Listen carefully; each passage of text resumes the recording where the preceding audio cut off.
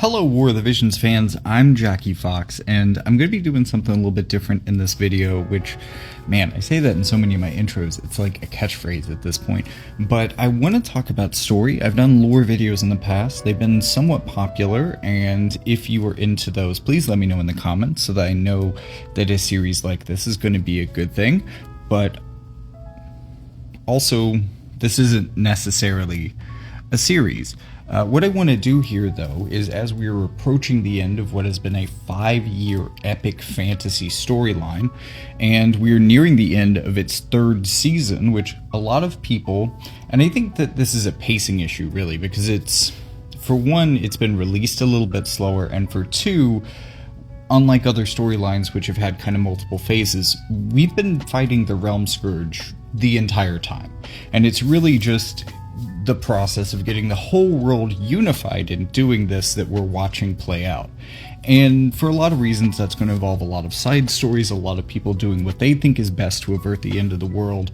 All of those people will eventually act together and we'll see this thing to its conclusion.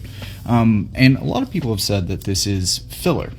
I kind of disagree. I think it's a part of the format and the way that these stories are told, and just the way that they kind of go broad after a long time, because you have a lot of characters and people are going to have their fan favorites. Those fan favorites have to show up, so those characters need stories written about them, etc. You know, that's kind of how these things can work sometimes. But this has been a drawn-out season, and just in general, you know, the story's been playing out over 5 years. It's not amazingly indexed, so I will be providing citations just for other lore hunters out there if you want to know the context or the scene or where or when or the chronological order or any of that. The citations on screen should be able to help you. I looked through hundreds of different battles as well as promotional videos as well to find all of the footage to support my points here. So, with that being said, let's start to get into it. Now, there are a few things I'm not super going to mention in this. I'm not going to be recapping the entirety of Season 3, but I will be giving you all the tools that you need to understand basically everything that's been revealed over the last 2 scenes of Chapter 11. And this is going to be leading into what is likely one of the last chapters of Season 3. And that is likely going to wrap up this whole Realm Scourge thing as well. So one of the first things that I want to point out before we get into the first storyline is that Oberyn, in part because of the shared trauma of being imprisoned in Lycaros Castle alongside Jaden and Gernsback, who are still the 2 closest people, because of that trauma and because it was Jaden who, through his strength, saved him, Oberyn owes kind of a natural debt to him that transcends explanation. He owes his life to him in a very real way and is willing to give it to him. And there is no greater bromance in this whole story than there is between Jaden and Oberyn. And I've got to say, I think Oberyn's the bottom. But both of these men have their own wives at this point. Or, well, Oberyn almost did, but he was going to marry Luciel for very kind political reasons, which we'll get more into later, and that didn't work out for not kind political reasons that we'll also get into later. I also just want to point out that this scene happened, and despite the fact that it says Shalza on the screen, this is actually Luciel doing this. She is so deceptive that she has even confused the narrative as to who she is. Although she didn't confuse the writers. It's very much intentional, and I'll show you the writers showing us that later. This was more meant to trick us, in the same way that she tricked Oberyn. Now, she talks about how there must be justice for Ovis. How could I perform such a treasonous act?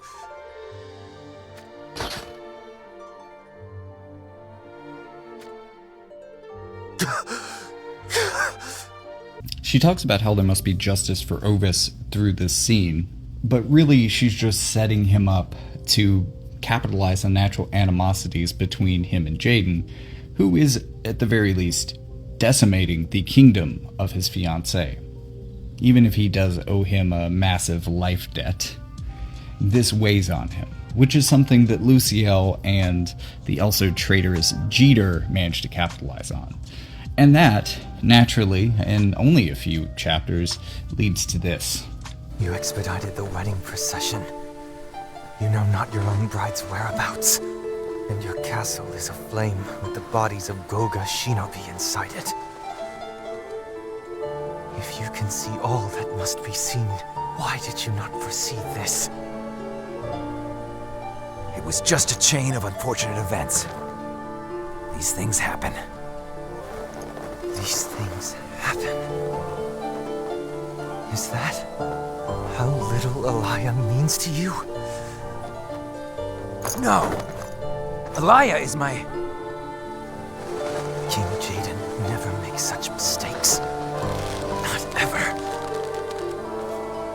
You are not King Jaden. What are you talking about? Imposter! You shall not deceive me! Oran... What have you... The throne in that castle is not yours!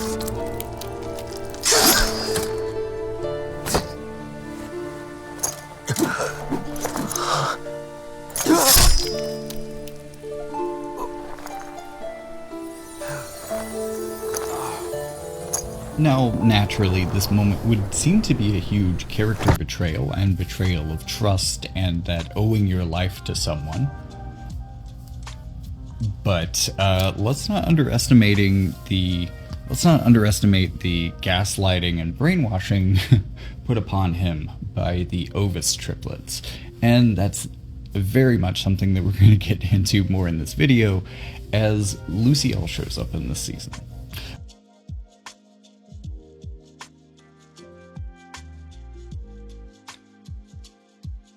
But also as a direct explanation to how we got here, we have this scene from chapter 10. And in it they explain that they have built a very large and very powerful gun. Now it had been said previously that this gun was being made for Jaden, but because of what has just happened, it is possible, or what we just saw, it is possible at this time that Jaden won't be around to gun it. And so we have this bit of a succession crisis. And the thing I love about not only this coming scene and just like the first 4 scenes of the whole story update for chapter 11 scene 3 is that for all of them it's just a series of the most brash characters in this game, the most over-the-top people over-the-topping each other. And one of them, in any given point in the scene, having the brain cell and having, like, the voice of reason. And they all get to switch around being the voice of reason at some point. So this is all just a ton of characters pushing their extreme personalities basically to the breaking point and then backing off and saying, no, actually, I can be reasonable.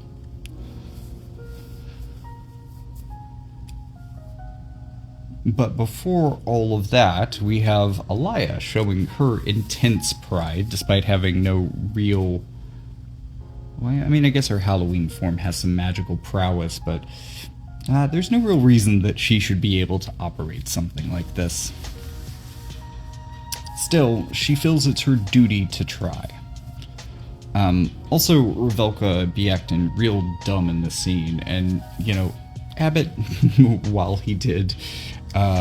try to warn them that they were potentially going to explode. No one listened. He did save them, and Oberon here gets the first brain cell and is able to recognize that he saved his sister's life. Of course, this whole turn of events isn't exactly what these two have wanted.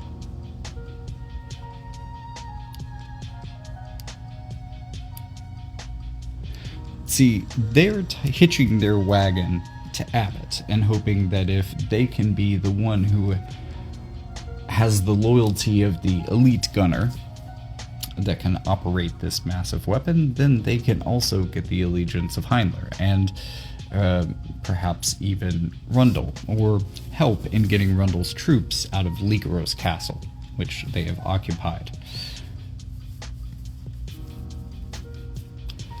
And that triggers the glorious reintroduction of Jaden to the scene. Now, there are some things going on behind the hood that we'll talk about here, but how about I let Jaden introduce himself? 兄上もうやめてジェイダンと争うのは。あの男が本物なのか、それとも偽物なのか。たく、まだそんなこと言ってやがるのかよ。重要な問題だ。今重要なのはそこの新型の銃が撃てるかどうかだろ。ジェーダン、あの銃を撃つのは俺だ。後からのこのこ現れてうまいとこだけいただこうなんてせこいぜ。遠目からの見立てだが、なかなかえげつない銃だぜ。分かってるじゃねえかよ。キッシュシュシュシュシュシュ。お前には撃てねえ。残念だが撃てちゃうんだな、これが。というわけだ。あの銃借りるぜ。オベロン様、本物か偽物か。化けの皮を剥ぐにはうってつけだ。承知いたしました。Maybe a more rational explanation for why Jaden was willing, or why Oberon was willing to stab Jaden, is that he wants to follow someone who is truly worthy of the power that he finds himself awakening to. And he doesn't want to surpass him. He doesn't want to ally himself with someone that he can easily defeat. And, well, I mean, this is a pretty good way of demonstrating that he is truly the greatest.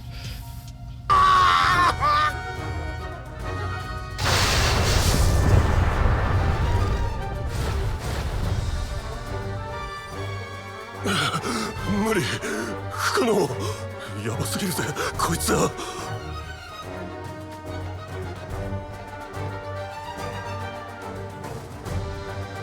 予想以上に粘っていたが、ここまでだな。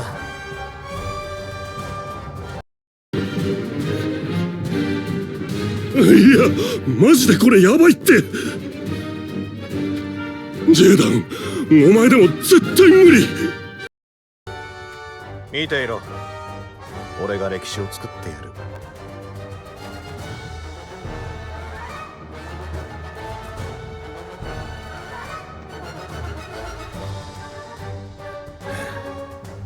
行くぜ。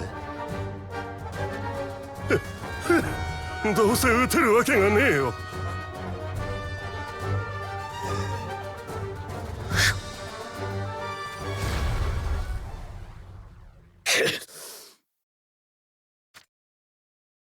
どうだ、逃げるなら今のうちだぜ。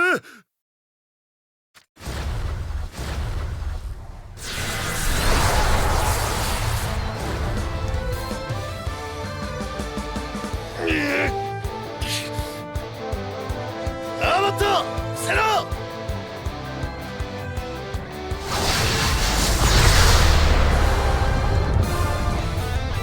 信じられねえ。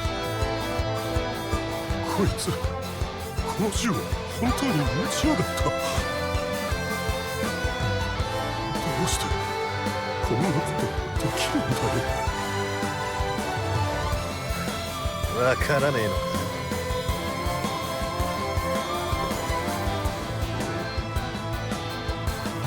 俺がジェーダンだよ。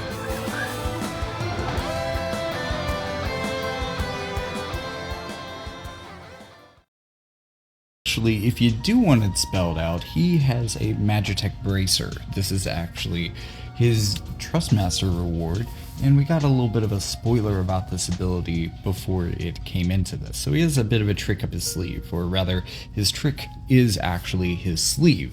So now that he has proven that he's not afraid of death, but also the true Jaden who can handle the true gun, the ultimate Jaden who can handle the ultimate gun. The only thing that remains to prove to Oberon that he is truly worthy is to defeat him in battle. Now, Abbott decides to pick up the brain cell here, perhaps feeling in good spirits after having his life spared by Jaden's last second get out of the way, but he decides to make sure that this isn't a fight to the death or deaths, because both of these highly powerful individuals are going to be needed to fight the Realm Scourge. Again, we have some of the most over-the-top characters in this whole game, all in this scene, with only one of them at the time having the brain cell and the ability to make sure that everything doesn't go completely insane, but at the same time is going to get about as crazy as it possibly could. This duel is no exception.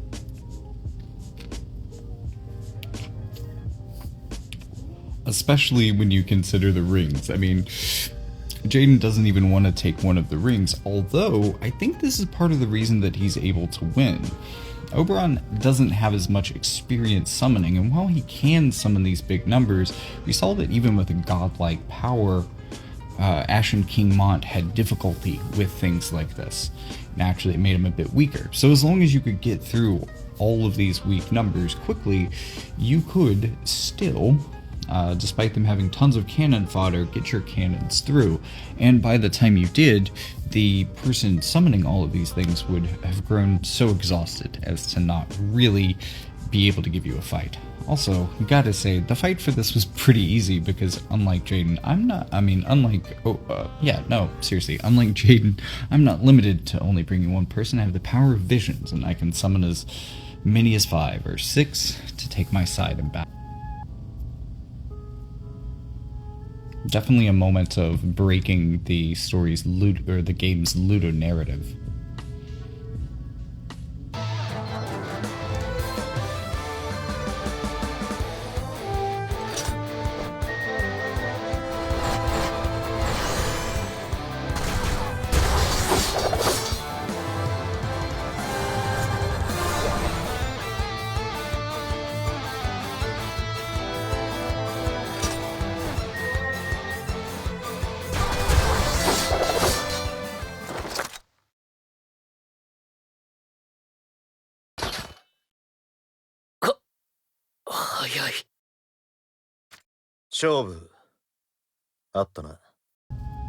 It's also worth noting here that Jaden has had to fight through not one but 2 waves of Rundle forces before getting into this fight, with not that much in the way of support, so also definitely feeling a bit sluggish from that.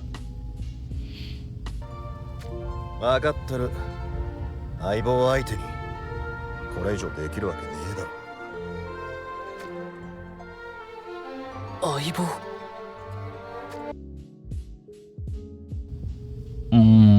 Aren't they romantic? I also love how this particular scene just has a lot of men proposing to each other, and I kind of love how queer-coded Abbott is, and that's just going to make that even better.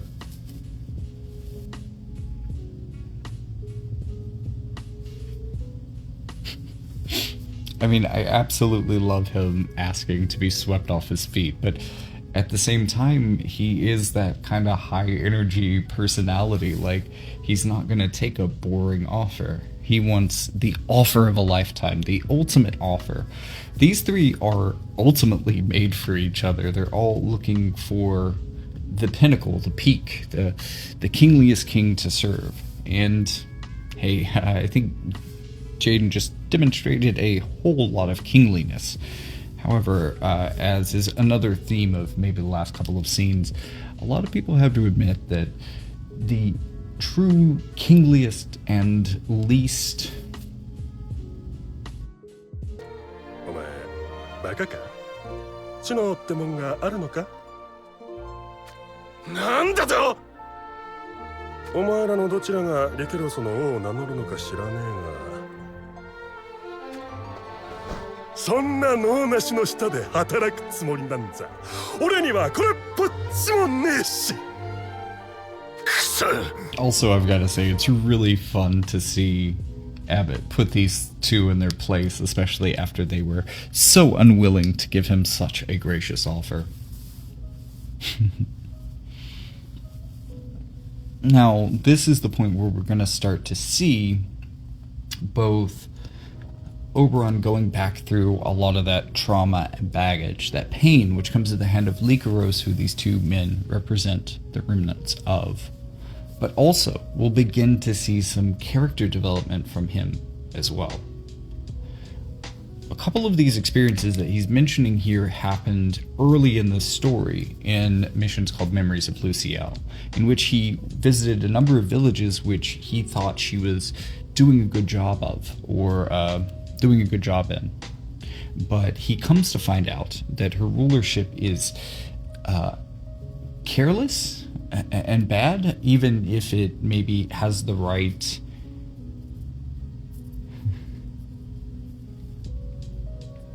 Even if it has maybe the right thing at heart, it is often executed so terribly. He just sees time and time again that she is a horrible ruler. And you have to kind of ask yourself, is this intentional? Is it malicious? Or is she just woefully bad at ruling people and being able to help people with their problems? But I think we're going to see plenty of evidence for her being malicious later on.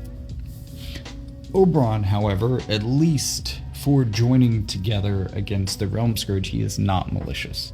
He is willing to see the bigger picture and recruit these two men for all the good they're gonna do. I mean, seriously, these two, I don't know.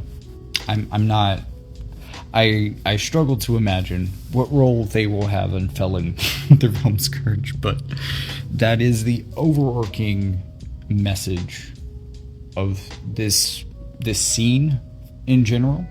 Also, maybe the last couple of scenes, just everyone is coming together and realizing that in order to save the world, they can't fight amongst each other. They have to come together in order to do this, all of them. And that every single one of them, every single thing that they've been pursuing, every side quest, every side story, all of those things will be required to come together to overcome this obstacle.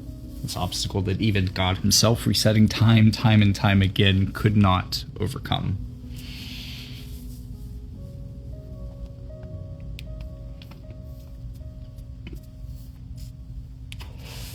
So while Jaden's character development was demonstrated in battle and in bravery, here Oberon's character development, as he is quite young, for a king especially, is in his judgment, learning from the failures of his ex and from his own failures, and moving on, as well as being able to forgive Jaden as well.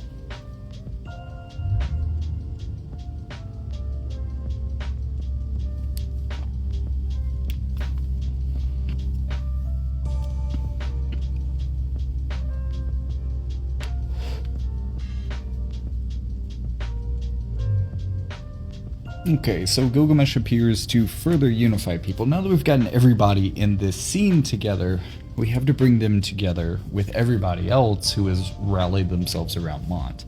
Now, as I said, basically everyone in this story who isn't Luciel or Shalza, including many former enemies, at least the ones that are still alive, of Mont himself, are all basically in agreement that he is, or will have to be, a central force in actually felling the Realm Scourge. Now, to give you a little bit of background on Shalza, since we're moving over, I want you to watch how the scene is subtitled. This is her introduction to Luciel, and notice it says Luciel next to her name right now, as she has not positively identified her name yet. However, as she says she's a member of the royal family, McLeod is going to assume that she is Lady Shalza, which she will then pretend to be. And from this point forward, for multiple characters throughout this season, As long as she is pretending to be Shalza, we'll see that in the subtitles. This has made it really hard for people to distinguish the two, and to realize that most of the things that you may think are rotten about Shalza are actually qualities of Luciel. I know, it's confusing. It's meant to be. This was the clue that apparently a lot of us either missed or forgot about, because a lot of people commented. I even saw a comment researching this on Reddit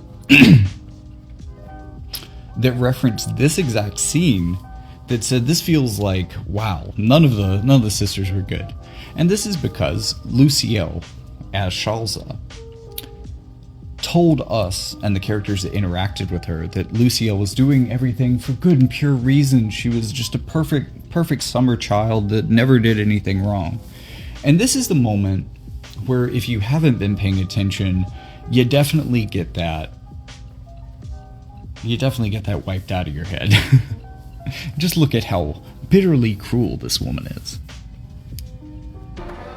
Ancient ring?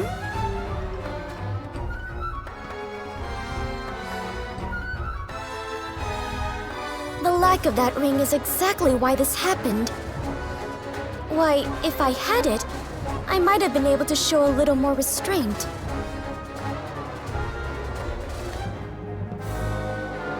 I'm so sorry. I don't have the greatest control over my magic, you see. But worry not. Once this flush of emotion passes, my surges of magic will also subside. In order to calm myself, I need to be subjected to saddening experiences. I thought that if this fellow died, I would feel sad and my magic would come under control. But it seems that the death of a scoundrel who tries to attack from behind doesn't particularly sadden me. So what do you do if you, can't find anything to make you sad? At least with the sanctum, I could invite one of those lovely monks out into the back of the courtyard. Don't tell me you took him out there and... I'm actually starting to run out of places to bury the bodies, truth be told.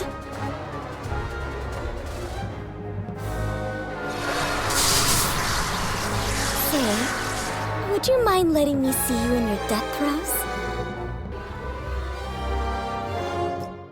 What in all the hells? She's powerful beyond belief, huh? You poor pious monks.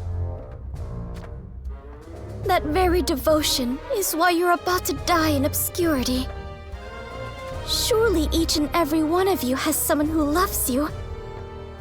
But soon you will be reduced to lumps of flesh that not even the people who hold you dearest could recognize. That is why I will pray for you. Close your eyes, cast away any thoughts of meaningless resistance, and pray with me.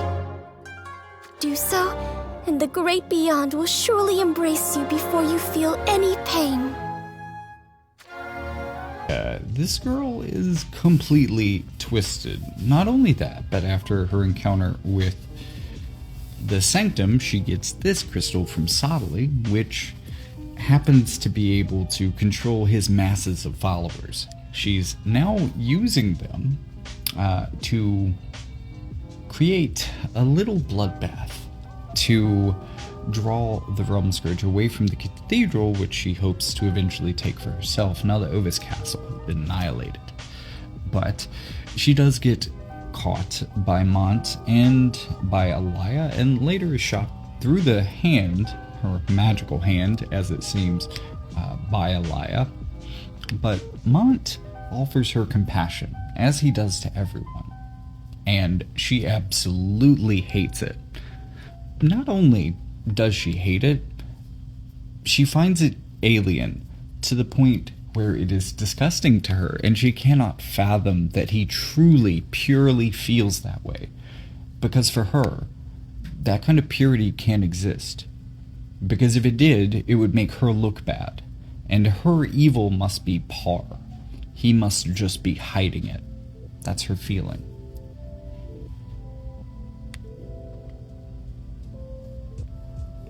There's also what Oberon says about the sisters, which you should also read for yourself. I know I'm doing a lot of build up for this one scene with a character, but I also think a lot of this stuff is pretty important for understanding where Oberon's head was and now currently is at.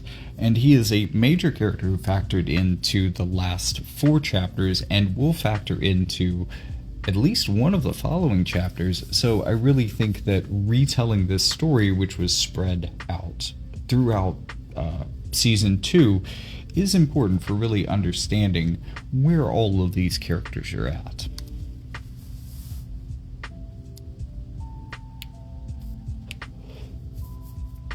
Now, I mean, this does kind of remind us that no matter what was going on, Oberon was essentially, at least at first, being used, manipulated by multiple of the Obis sisters, or at the very least, just 2 of them, who were trying to manipulate him into a political marriage which might fend off or even prevent the coming war that they saw with Jaden and the Kingdom of Rundle. Now, again, Oberon is a good enough, or at least naive and young enough of a guy, that he wanted to do this. He wanted to, despite knowing that they were manipulating him, still enter into that marriage in order to save them. And this tore at him, as I said before, and kind of drove a wedge between him and Jaden, because, again, it was Jaden's interest to see that kingdom taken over. Now, he believed in this, so either outcome for Oberon was okay. Either he helps to bring the world together under Jaden, which is his goal, or was his goal at a time, and perhaps is again.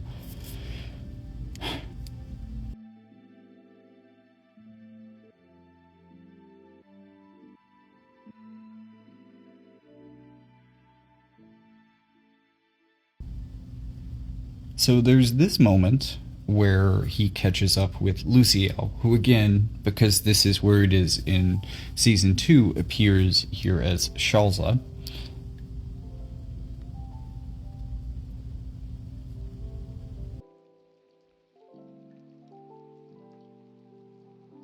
I also want you to notice, this is another major clue that this is, in fact, Luciel.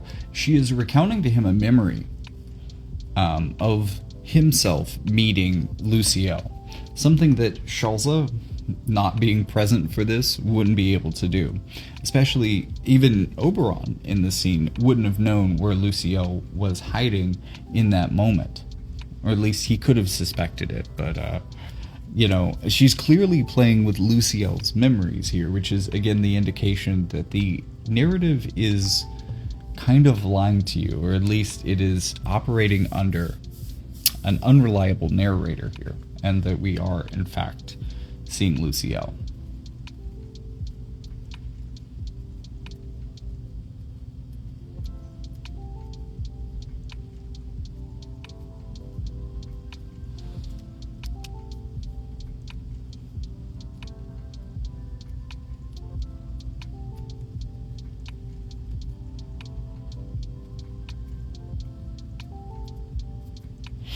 And again, notice how Shalza here says that Luciel is the most pure and innocent person, which is, again, we kind of, I think some of us took her at her word, as we didn't see much of her yet, and a lot of the wotv community might have been a little surprised that lies like that were things that we believed. But we were listening to a person who was lying about their identity at this current moment, and, we can see it on screen. Yeah, maybe not the most trustworthy person once you realize that she has been manipulating everyone around her, including the very, meta-narrative of the way that her name is displayed.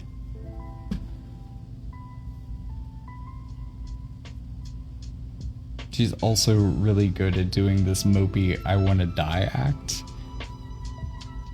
Even though we get a little bit of context here that kind of explains that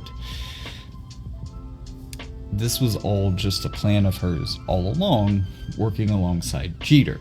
But I've already shown you that scene, so I'm not going to bring that back up. But here, she begs for death, which is what Oberon had come here to do after she had suffered, after she had given Lady Resnick some pretty grievous injuries. And with all of that, all that we've seen, that should prepare us for this moment here, where Shalza finds our Luciel. This is the real Shalza. Notice how the whole outfit is different and everything. Although, at some point she may have been on screen for us wearing different garb, but this is at least nowadays, now that she has a unit, how you can distinguish the two.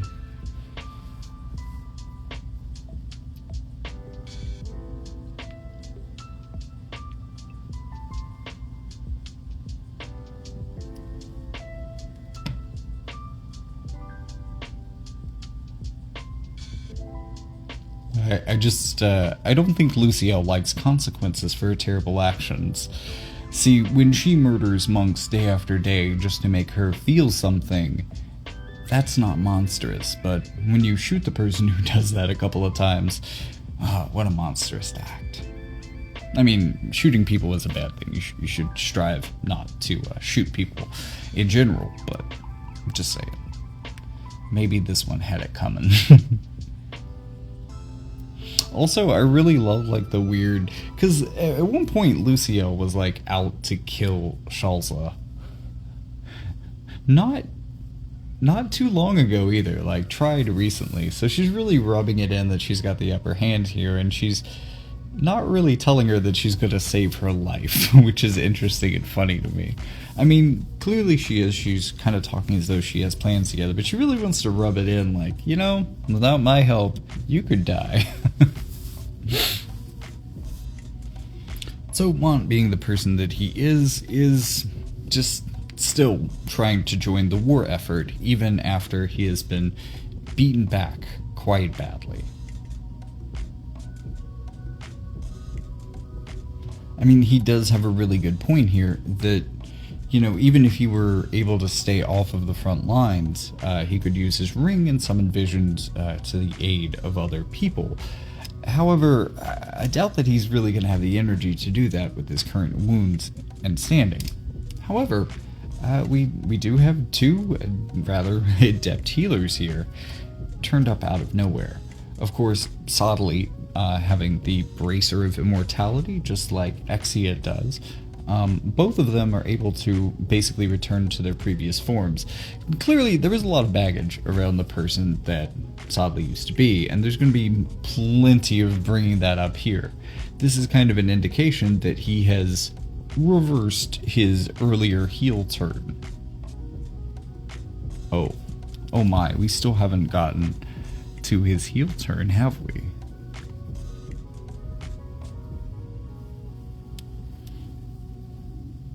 Anyways, I'm so finally glad to see this character who I kind of thought was the villain all the way through and was prepared to hate to the depths of my heart, but at least think he was an interesting villain. To someone that I fell in love with after seeing what he was like before his mind was broken by repeating time with God and becoming immortal. And it's just so good to see him go back to that wholesome and pure version of himself. I also like that, like, his ultimate magic now is prayer related, like uniting the community, which is kind of the spiritual message of these scenes, as I've said. I've mentioned that a number of times in this video, but he is like literally bringing everyone together through prayer to enhance the power of the person that they are rallied behind. But as I was noting, this is the beginning of his heel turn, and this scene, for me and a lot of other people, is the best moment of acting in War of the Vision, so strap in. In that glimpse of the future, your face. It was dyed crimson with the blood of others, and you were smiling. I could not fathom what in the heavens had happened. So I came here with Gilgamesh. Please, subtly. What happened here?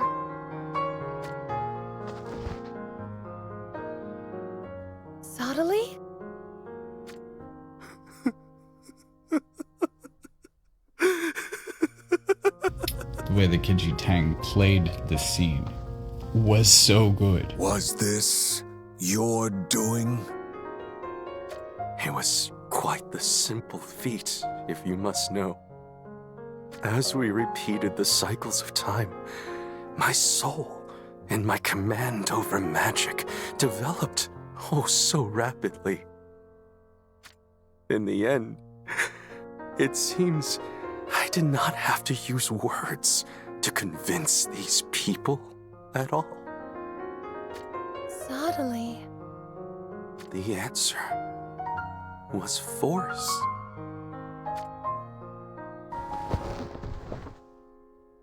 Why, even men like this can be made to listen with the application of a little force.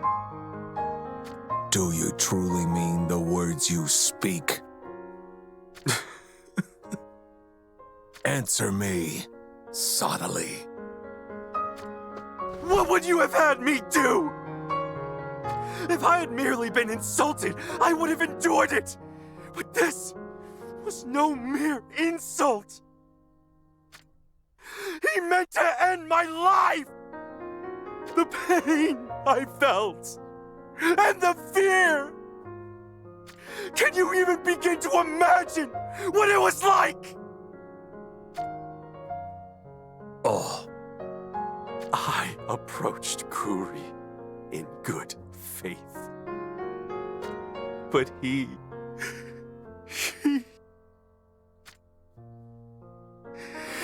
was not but a wretch.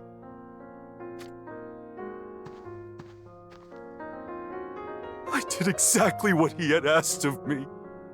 I kowtowed at his feet without speaking falsehoods. And yet, despite that, Kuri had no intention of lending his ear to my petition from the outset. You expressly chose me to do your bidding. Yet what use am I? Do you even need one such as I to begin with? Is there really any necessity to seek audience with men like Kuri? To be obsequious to them with fake smiles and fawning pleasantries? Is this what you chose me for? Is this the role of your divine messenger? So, yeah, after centuries, if not millennia, of repeating time and dealing with the worst despots to ever be handed power, and trying to destroy the greatest threat that their world has ever known, drove Sadly a bit crazy. And it also broke his faith, in a way. Not his faith in God, but his faith in God's godliness. That he still has power, but perhaps not purity. And, I mean, Gilgamesh is, or at least was, just a man, like he once was, before he was also gifted immortality. So, you know, Gilgamesh is a flawed individual in need of redemption, just like he is. And the intermission too, like if you've gotten to this, you should watch through it all. I have some videos on it that you could watch as well, but like, this is just the best part of the story. For so many reasons. The writing here is really good, the philosophy here is really solid. Like, this is just mainline Final Fantasy level writing. It's the best I think the writing has ever been for this series. Although, I gotta say, you know, after all the build-up, it is great to see all of these side plots as we are coming to fruition, coming to conclusions, and finally going where we always wanted them to go. They're tying up a lot of loose ends, and it's satisfying. even when those loose ends come from the very chronological beginning of the story, here in Intermission 2.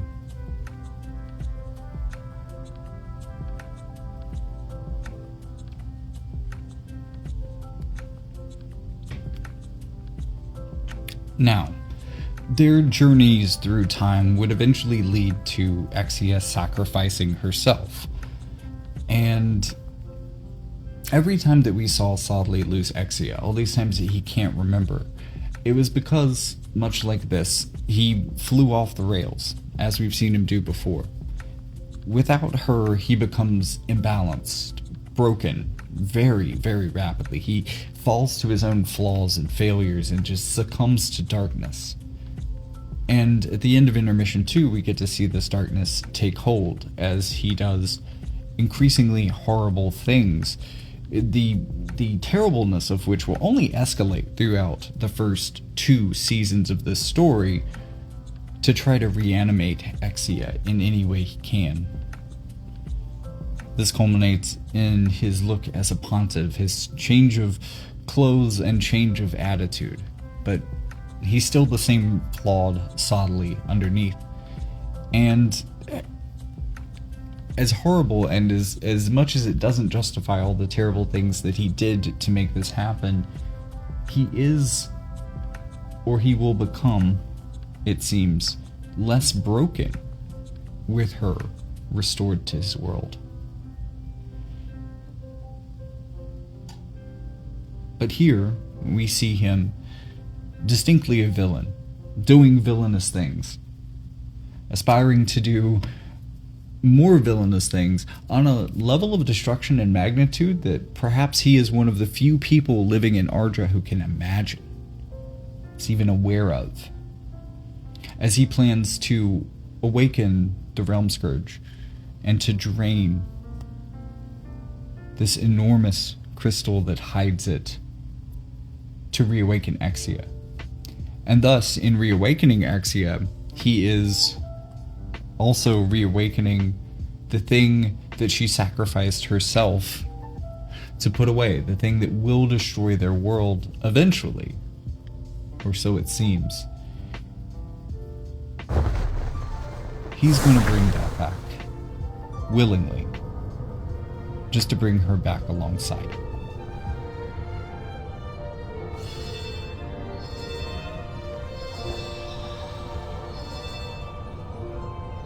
Exia, my beloved, can you hear me?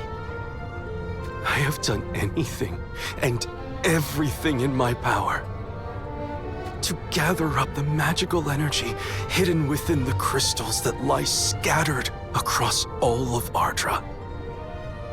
All in order to amplify the faint vestige of your consciousness that remained in this crystal. Seriously, somebody contact the Hague, because this man committed some serious and devastating war crimes in order to power up that crystal to save his beloved, eternally lifed girlfriend, including betraying, everything that they had worked millennia for. And now, all that hard work is finally about to bear fruit. The preparations have all been completed. Soon, very soon, you shall awake. Well, so naturally, you might be thinking, how could she love him after everything that he has done, and after all of the things that he has done explicitly to bring her back? How can she not view her own life as a curse once she figures this out? Of course, it's actually even worse, as he will find out very soon. Oh, what a weird hug. Oh no, she remembers you. And she knows exactly who you are. See, she wasn't sleeping this whole time. She knew exactly what you were doing, could see it, and oh my god, was it depressing. I didn't know you could make a crystal want to kill itself, but you did it, Sottily. You were that bad of a boy. So now that you've done the most villainous things that are basically humanly possible, and I know I've given Lucio a lot of shit, but like unleashing the Realm Scourge, a thing that is meant to destroy the world, just to bring your girlfriend back, and presumably not for very long, because you've unleashed the thing that will destroy the world, your immortality be damned. I mean, your immortality bracelets haven't kept you from being killed by the Realm Scourge before. It just makes it a lot harder, so, you know. It's also pretty hard to live on the scorched earth, even if you are immortal. So, for a while, he is deeply depressed, and Exia takes stock of the world. Luartha is important as being an extra homunculus, one that left the sanctum, a sort of prodigal daughter of Exia, who is returned. It's important to note that Sottily and Exia never had any biological children, so largely the homunculi are the closest thing to children that they have, even though they're all kind of artificial clones of Exia to some degree. And it was through this untamed, pure spark of Exia that any level of Sottily decency was able to come back. And at this moment, feeling trapped under the weight of the guilt of all the things that he did, and living without the person that he risked everything to bring back, he's trying to go down with the ship and be destroyed with this castle as the Realm Scourge comes. But as Exia is explaining to him now, it's not coming for you. Instead, it's going to ruin Mont and his new family. He married Ma Cherie and has had a child with her. Actually, it was a shotgun wedding, so no, it still happened in that order. Got pregnant, got married, had kid. And while Sottily may not think much of himself right now, he does think a tremendous amount of Mont. It's one person that he's kind of always idolized, from the Mont of the last timeline, the pacifist that would later go on to become Ashen King Mont, or this incarnation of Mont, the King of the Lions. Either of these forms, their goodness, resoluteness, he is always really admired. And while he can't do this for himself, he can do it for Mont. And that's all the backstory that we really need for Wing of Virtue, which is kind of like a long circle jerk to how good a boy Mont has been so far. Now, one of the factors of the previous seasons, and one of kind of the aspects of Sottily, is after working with like genuine artifacts and relics that had been squirreled away from the advanced future that Gilgamesh originally came from, Sottily has, over hundreds of years, become fairly adept at recreating them.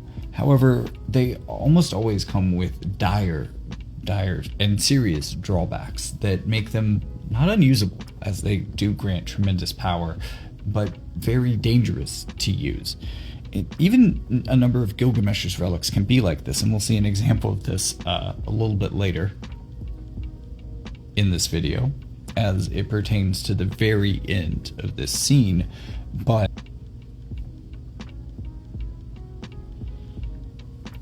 this is one of the first examples of him being able to devise a relic that is pure, that doesn't have some sort of a negative drawback, or at least we might assume, since instead of being filled with malice and a desire to bestow wickedness and as well as power, this comes from the pure intentions and prayers of all those involved. So naturally, it should generate an armor of outstanding purity as well as resolute power. In any case, the new light Mont tank should be pretty strong. Definitely looking forward to him maybe bringing light back as an element. I don't think Lilith is enough to sustain, or Lotus Mage Fina either, for that matter. But a new tank like Mont could definitely be the thing that we need. Just like the world of Ardra, light players also need this new Mont pretty bad. Also, he gets a pure single wing, which is undoubtedly a reference to Final Fantasy VII, or at least the Final Fantasy VII Extended Universe. But probably has its own meanings within War of the Visions. Maybe it's just meant to represent the purity of heart, or the purity of hearts of those who came together to empower it. In either case, it's definitely a good sign, and kind of why it makes sense that he's now a light unit.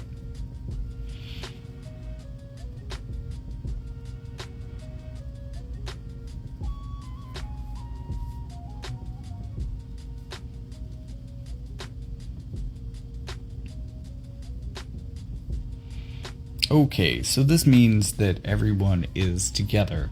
Oberon and Heinler working together as they like to, and with 2 of the 3 rings, is going to form the secondary faction.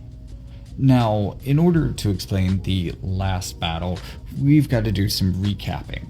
Now, the reason that Mont is so badly injured right now is that during the last fight, defending Castle of Horn, as we alluded to the Realm Scourge going to earlier, Mont was devastatingly injured, and then later saved by Gilgamesh.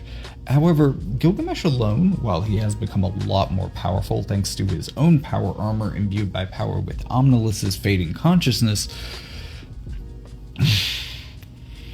he's not enough to stop it by himself. He never was, and I think honestly we should know he never will be. This has never been a story that one person alone could solve. It would take nations working together, kings being great kings, to actually solve the kind of problems we see in War of the Visions. So everyone's rushing to save Mont, Mashari included. However, Mashari is not simply rushing to defend her husband, or her castle, or her child. Even though it is all of those things are being directly threatened here. There's no way to get out in time. The Realm Scourge is at the door. But what Mashari is really fighting for is her pride and her memories and everything. All of these things at once. But also, she wants to set a good example for her child. To say that, you know, your mom was the badass who single-handedly, or maybe with the help of God himself, held the greatest killing machine ever devised by man or mage at bay to defend the castle so that it wouldn't be destroyed in the same way that Oga's castle was. Of course, in doing this, she makes a grave sacrifice that will be examined in just a moment. いや、残念だが連合軍を立て直すにはまだ時間がかかる。 Also, like, the level of sadness that Gilgamesh feels here. It's like, no, we're all dead, I guess. I mean, I thought I could create an opening for all of you, but I mean, I'm here. Where's everybody else at? Y'all slacking. Which is the point where Mashari herself says no. だがこうして参ったのじゃ。何をするつもりだ。まさか。わらわには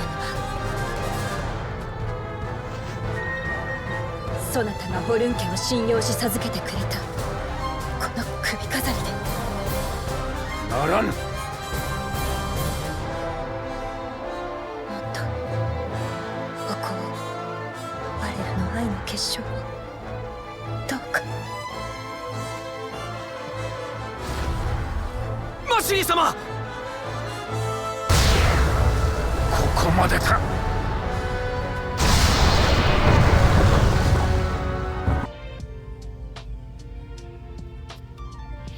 Okay, so now she is summoning espers like an empowered mage. I mean, really just back to back to back to back to back, like the greatest summoner of all time. Could Yuna do this? Maybe. Oh, wait, actually, no, mechanically, absolutely. It's a little hard to chain summon in this game. It takes a while to build up the bar, but I guess Yuna could. So here Mashari is being the dopest summoner of all time, but that power is coming at a cost, which is going to draw all the power out of her. This is why she was so resolved and realizing that this might be the end for her, that Mont would have to take care of their son. Oh, also, ranked up. Just thought I'd share that with you while I was doing the story, yeah.